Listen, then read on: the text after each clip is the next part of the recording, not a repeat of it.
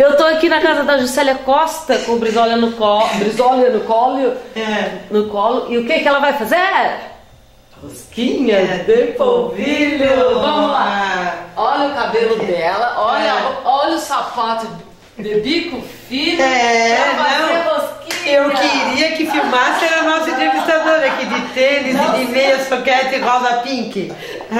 Não me entrega, Juscelia. Está aqui a rosquinha de polvilho, que não posso fazer muita propaganda, senão vai dar fila aqui na frente da casa da Juscelia Costa. Pra tomar café. Ai, que delícia. Ai, não tem explicação. Eu vou fazer uma pergunta e tu fica falando aí uns 20 minutos enquanto eu vou comendo. Tô brincando. Eu queria saber o seguinte. Aí essa história toda de ser candidata a prefeito, tu era super nova, tu tava grávida. E se tu tivesse se eleito? Eu sei que é difícil a gente pensar assim, como seria. Mas tu tava preparada para ser prefeita naquele momento? Eu tinha muito o que aprender. Porque a administração pública, ainda mais em 82, era onde tudo era possível, né? E era depois, a partir dali então que começou algumas normas e algumas regulamentações, mas até então era tipo terra sem lei, mas não era sem lei, mas era uma coisa... Era muito aberta. Naquele momento tu se preocupava mais em vencer as eleições ou entender como ser prefeita? Naquele momento ali eu estava muito dividida, eram interesses muito novos. Eu estava vivendo experiências que eu nunca tinha vivido. Por exemplo, eu era recém-casada, era uma experiência muito nova. Né? E eu tive todo um histórico até casar, então como foi muito cobrado de mim certas coisas, então eu cumpri todas as regras no casamento para casar. Eu casei de branco porque eu merecia o vestido branco. Então, naquela época era assim, eu entendi assim e eu fiz assim. Né? Daí, depois eu tive todo o processo de acertos de começo de casamento e eu sabia o que era uma gravidez porque eu trabalhava no magistério com o desenvolvimento humano. Então, eu sabia o cuidado que eu tinha que ter, né? Tanto comigo quanto com a gravidez e o que representava uma candidatura naquele... Imagina, são três coisas muito importantes? Muito. Se acontece separadas, já são grandiosas. E eu vivi as três no mesmo momento. Praticamente no mesmo momento. E aí, mas eu pensava assim, na minha santa ingenuidade na época, que eu daria conta. Hoje eu sei que eu ia enfrentar grandes problemas, enormes problemas, como mesmo sem ser candidata eu enfrentei em função do resultado. Pois é, e como é que foi para tu engolir esse resultado que ganhou, mas não ganhou? Como é que tu assimilou essa perda? O pior da derrota foi a questão financeira. Porque como era começo de casamento, começo de vida, começo de estrutura, então eu comecei toda desestruturada, assim, ó, economicamente. Daí eu fiquei muito vulnerável, eu e Nazário, a gente ficou dependendo muito das pessoas.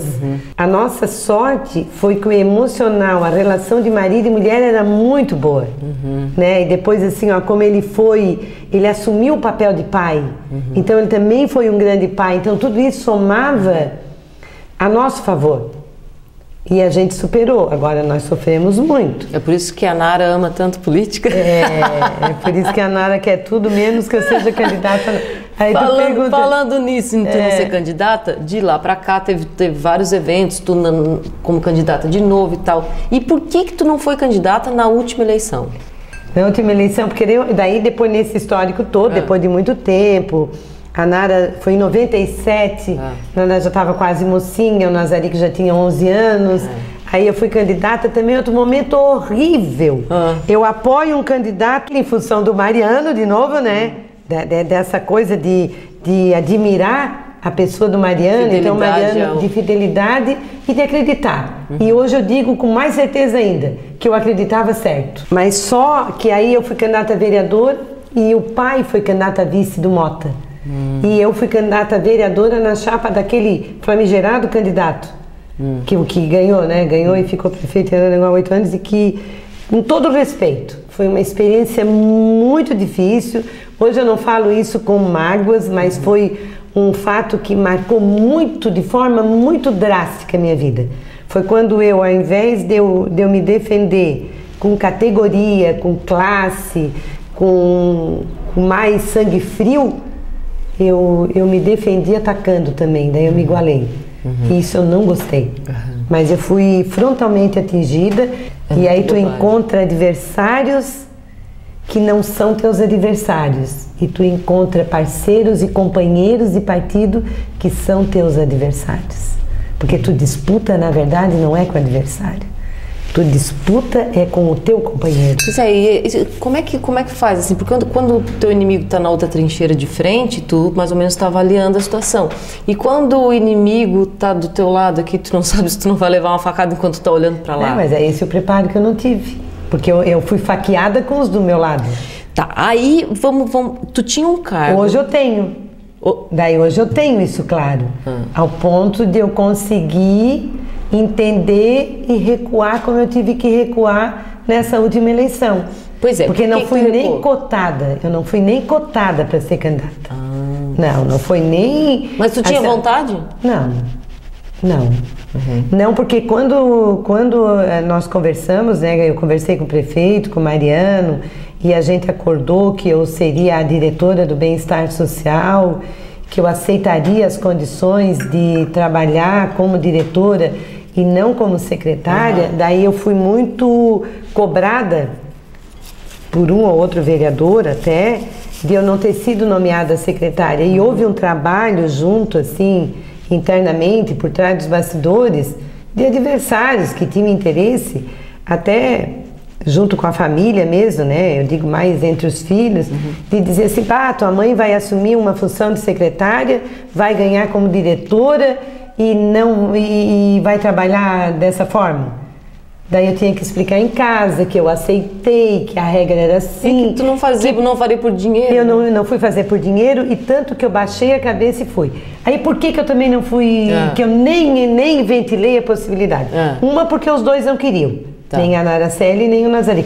O Matheus até queria, né? Mas o Matheus, o coitado do Matheus, não dava. E teve uma colega de trabalho, porque como a gente formou uma equipe muito boa... Tu estava falando no intervalo, assim, da tua equipe, o orgulho que tu fala dessa equipe, eu posso dizer assim, eu tive várias experiências legais da minha trajetória profissional. Eu fui professora, eu tenho, assim, lembranças, enquanto eu estive em sala de aula na relação professor-aluno, eu só tenho lembranças excelentes. Mas a educação é muito difícil de lidar com os educadores, porque é a categoria que mais exemplo tem que dar enquanto educação.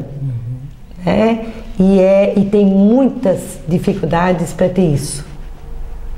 Não porque não sabe ensinar, é pelas fragilidades que esse profissional tem, emocionais. E ele não se dá conta disso, eu só me dou conta disso hoje. Porque daí eu tive que me trabalhar para isso. Então, hoje, se eu retornasse à educação, eu retornaria com eles primeiro. Depois eu iria para os alunos. Primeiro eu trabalharia com os profissionais, né, para eles se tomarem conta deles. Para depois eles, né, junto ali, acompanhando. Porque a universidade, ela não garante isso. Ela não te garante o emocional. E aí, no bem-estar social, eu penso assim, aqui em função, como eu aceitei a regra, como eu entrei, baixei a cabeça e fui trabalhar com elas para atender bem a demanda do social, e eu sabia que para eu atender quem precisava, eu tinha que atender primeiro a minha necessidade, e nós fizemos um trabalho junto, mas eu não tinha muito tempo, porque eu sabia que eu tinha um trabalho interno, tu quer dizer, um trabalho interno, o grupo. E aí eu contei com o auxílio de uma grande equipe, que foi o Instituto de Psicanálise de Santa Maria, através do Salésio Plácido, que eu já conhecia o trabalho deles e da doutora Carla, e eles então me assessoraram aqui com a equipe. E o Mariano acreditou em mim, né? O prefeito acreditou. E numa dessa, uma assistente social, que não me conhecia muito bem, mas fazia um ano que ela estava comigo, isso era maio, mais ou menos, de 2012, ela chegou para mim, conversou, acertou tudo, era coordenadora do CRAS. Ela chegou para mim e disse: Juscelia, eu posso dizer uma coisa para ti? Eu disse: pode, tu pode dizer o que tu quiser para mim, desde que depois eu possa dizer o que eu tenho que dizer também. Daí ela disse: pode ser. Então pode dizer. Ela assim: tu não vai ficar chateada? Eu disse: não, eu queria fazer um pedido para ti não ser candidata a vereadora.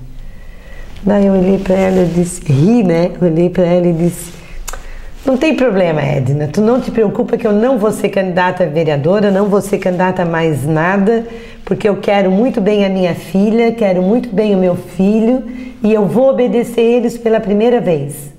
Mas isso tu não sentia assim, real dentro de ti, tu sentia? Tu não sentia que tu estava te machucando? Não, na época foi tranquila. Daí com o pedido dela, daí eu disse: ah, tá, mas por que tu não quer que eu seja candidata?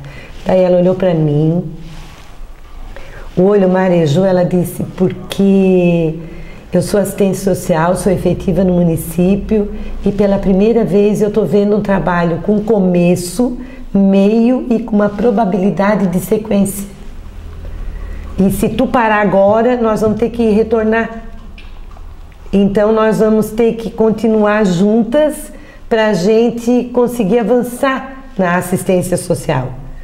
Daí eu olhei para ela e disse: ai, este elogio valeu. Eu disse para ela assim: ó, eu saber que eu estou contribuindo para isso, para mim foi uma avaliação de um ano de trabalho.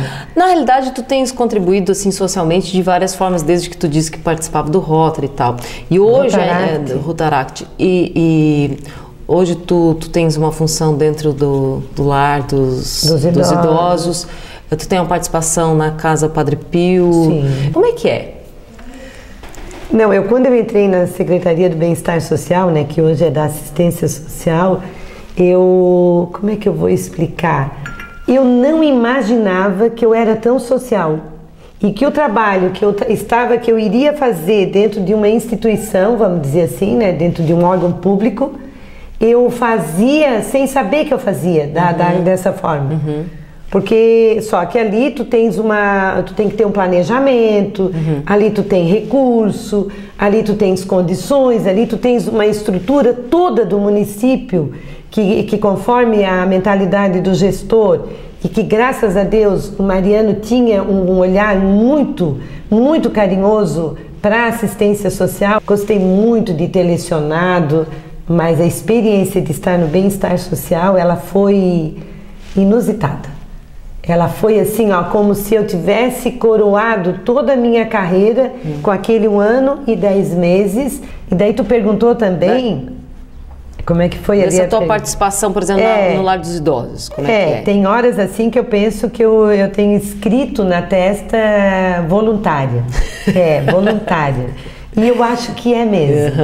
Então o fato de eu participar do Rotary Club hoje, né, que faz 7 anos que eu estou ali, e é um clube de serviço, ele com esse vínculo que o Rotary tem direto com o lar, né, que o lar surgiu porque o Rotary deu início a ele, junto com a comunidade, e é o órgão mantenedor, é escolhido dentro do Rotary um companheiro para ser presidente do lar. E aí fui escolhida. Então é uma outra experiência muito, muito trabalhosa, mas muito prazerosa também. E na Casa Padre Pio? A Casa Padre Pio é uma casa religiosa também, que tem atendimento especializado de profissionais, né, e vem de Porto Alegre para atender aqui, onde há o agendamento e é comigo, eu que faço o agendamento. Tá, mas especializados no quê? Que tipo de profissionais? É o atendimento de problemas psicossomáticos. São psicólogos, parapsicólogos, terapeutas, filósofos clínicos, que vem, tipo Frei também, são Mas terapeutas. Tem uma base católica. Tem a base católica. Tanto que o Frei vem, atende o dia todo, nos sábados, uma vez por mês, e no final do dia, então, ele reza a missa. Né? Então, e é o São Pio. São Pio é um frei, né? um padre também, que viveu, né, nesse mesmo mundo que a gente e que deu um exemplo, um testemunho de vida muito grande. Juscelia, me ajuda. A gente vê assim essa tua trajetória, que claro tem muito mais coisas, né? A gente pega a natinha da... um fiozinho. É um fiozinho, né? Uma pessoa que se doa tanto, que não trabalha por dinheiro, que se doa tanto, que poderia estar em casa, sei lá, sei lá, fazendo só um jardinzinho, Deus olhando livre, o cachorro não crescer. dá pra... Mas da onde que tu tira quando tu precisa? O que é que te motiva? E quando tu... Porque todo mundo se esvazia de vez em quando. Todo mundo, às vezes, deita na cama e diz assim, não consigo ir adiante. Ah, mas eu faço terapia. Toda essa trajetória, em todas as dores, ficou muita coisa mal resolvida. Daí eu fiquei doente. E daí, aí onde fortificou a Casa Padre Pio, daí é onde surgiram amigos que me colocaram assim, ó, sozinha, tu não vai dar conta. Eu nunca esqueço, essa foi a amiga Neia, Alcioneia. Ela chegou aqui e disse, Juscelia, eu sou psicóloga, mas eu não vou dar conta de ti. E nem tu vai dar conta de ti. E daí apareceu a dona Terezinha Zanetti também. Daí consegui uma terapeuta para mim, que era de Curitiba, mas morava aqui em Araranguá. E daí ela começou a me atender. Foi quando eu fiquei doente, deu um problema na tireoide. Daí eu achei que ia morrer, que eu não ia, né, porque eu já estava debilitada, porque foi na época do luto ainda. Mas aí passou. Daí ela me atendeu durante alguns anos e depois apareceu a mãe do Salésio aqui em casa e contou a história do Salésio. Daí eu ainda disse assim, dona Quininha, quando o Salésio vir, a senhora diz para ele me procurar, olha a audácia, diz para ele me procurar e que eu quero falar com ele. Daí o Salésio me atendeu até pouco tempo, daí a dona Terezinha Zanetti... Então realmente faz diferença o acompanhamento profissional? Faz. Faz, provou na secretaria também que faz. Ah, pois é, né? E hoje, se eu tivesse continuado na secretaria, eu jamais continuaria o meu trabalho sem eu atender cada uma das profissionais com supervisão. Tu falaste ali, se tu voltasse à educação, trabalharia com os professores e isso é uma tecla que eu bato muito. Mas não, eu trabalharia com eles não no aperfeiçoamento técnico. Não, exatamente. Era no emocional, era saúde emocional. Hoje, por exemplo, a escola tem um assistente pedagógico para os alunos. Hoje, eu acho ótimo, eu acho que tem que ter assistência para o aluno que conversa e tal, mas e o profissional? E quem foi que disse que ela não pode fazer esse trabalho? E quem foi que disse que a rede pública não que todos não podem fazer? E pode fazer dentro junto da sua escola? Pode. Nunca ninguém disse para mim que não pode. Só que é muita ousadia, é muita coragem. Tu chega a dizer assim, nós vamos treinar vocês, que eu acho que vocês... Não, nós vamos nos trabalhar. Falando nisso, eu me lembro que eu tenho um patrocinador, digamos assim, do meu programa, que eu tenho muito orgulho de falar, que é o Dr. Cassiano Moreira. Eu também, eu não conheço ele ainda, mas eu sei que ele é um excelente... A gente pensa, tomara que nunca precise, mas é que o Dr. Cassiano Moreira, ele também faz uma medicina preventiva, né? Não só um médico geral, mas medicina preventiva, e a esposa dele, Carol Sanches, é psicóloga também. E aí eu entendo isso que tu tá falando, que a gente pode tratar às vezes de forma que não é só tomando um medicamento, que tu tem que tratar de dentro para fora. Tem horas que tu precisa, né? O medicamento ele te ajuda a voltar, mas que um profissional de psicologia te ajuda, que uma acupuntura te ajuda, que fazer uma yoga, essas coisas ajudam tanto, né? Meu Deus, uma massagem. Se tu pudesse voltar um dia da tua vida e viver ele de novo, inteirinho, consegue lembrar de algum? O período que antecedeu ao casamento ali, até a festa de casamento. Aquele período ali foi muito legal, muito lindo. Vou dizer uma palavra, tu diz o que vem na cabeça. Tu responde com outra palavra só, tá? Araranguá. Ai, eu adoro Araranguá. Voto. Ai, muito sério, muito sério. Gente. Ai, muito bom, muito bom. Pobreza. Triste. Política. Bom também. Amor. Ai, é melhor ainda, tudo de bom. Praia. Ai, melhor do que tudo isso. Ai, eu ainda moro na praia. Pijama. Ai, também gosto. Queria ganhar dinheiro, né, fazendo pijama, mas... Dinheiro. Muito bom. Dá uma liberdade, dá uma tranquilidade, assim, ó, dá uma alegria. Irritação. Ai, com pessoas fingidas, mentirosas, quando eu encontro. Ciúme de... Tinha ciúme do Nazário. Tinha. Mas era ciúme daquela de pegar no pé, abusadinha, era bem abusadinha. Bem... Juscelia, tu sempre foi bonita? Não, eu sempre me achei ruiva, vermelha, foguinho. Tu não achava isso bonito? Era dito que era feio para mim. É? Não, hoje eu sonho em ter um neto ou uma neta ruiva para dizer para eles, e todos os ruivos e ruivas que eu encontro, principalmente criança, eu paro e explico para eles que eles são lindos, maravilhosos, que a sardinha deles são maravilhosas. Eu digo isso porque o ruivo, na minha época, foi muito discriminado. E a família também não entendia isso. E tu se acha bonita hoje? Ai, eu me gosto. Eu queria ser um pouquinho mais magra, mas eu me gosto. Quem não quer? Quem não quer sempre? E pra gente encerrar, se tu pudesse ter um telefone direto com alguém, com qualquer pessoa do mundo, para de vez em quando se aconselhar.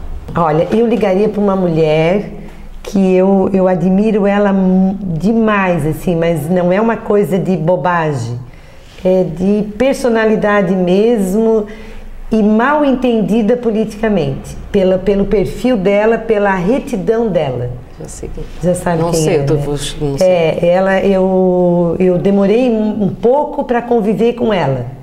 Eu convivia mais com o marido dela. Gostei muito do marido dela também, gosto. Mas se eu tivesse que ligar, eu não faço isso. Se eu ligar, ela me atende. Mas eu gostaria de ter esse vínculo com ela, que é a Ângela Min. De consultar, porque eu acho ela assim, ó, ela é uma excelente mãe, um bom exemplo de mãe, ela é um bom exemplo de esposa com as dificuldades que ela é uma pessoa normal, mas ela é uma grande administradora também. E ela é uma grande mulher pública. Ela é muito eficiente no trabalho. Para encerrar mesmo, tu vai ser candidata de novo algum dia? Daí isso eu não posso dizer, né? Se depender... Que é possível. Não, eu não posso dizer porque assim, ó, como é que eu vou falar? Não precisa dizer. Não dá. Gisélia, querida, eu amei essa entrevista. Fazia tempo que eu queria vir aqui porque eu te admiro muito. Tu é uma pessoa linda de todos os ângulos, né? Te adoro, Vaidosa. Fui até arrumar o cabelo para fazer a entrevista. Teu cabelo tá ao máximo, minha flor. Muito obrigada. Isso eu agradeço a minha cabeleireira Sandra, que ela é casada com o engenheiro, não, ele é médico veterinário da Cidasc, se não me engano é da Cidasc, o Gilson. A Sandra tem um salão de beleza bem na frente da casa da dona Dinorá. Ô Sandra, tu vai ter que fazer um mês penteado de grátis. Não precisa, ela é muito minha amiga, ela é companheira de rota também. Muito obrigada, adorei a entrevista. Quer se despedir de alguma forma? Não, eu quero agradecer, né? Agradecer ao Canal 20, agradecer ao Flávio Roberto, agradecer ao Flavinho, né? Que gravou. E te agradecer porque, na verdade, eu gosto da tua pessoa já de muito tempo. Desde quando tu era uma das meninas do seu Ari Borges, tá? Muito obrigada. Tá. Gente, essa é outra grande entrevista, outra grande personalidade. A gente fica por aqui, mas semana que vem tem mais uma ótima história. Tchau, tchau.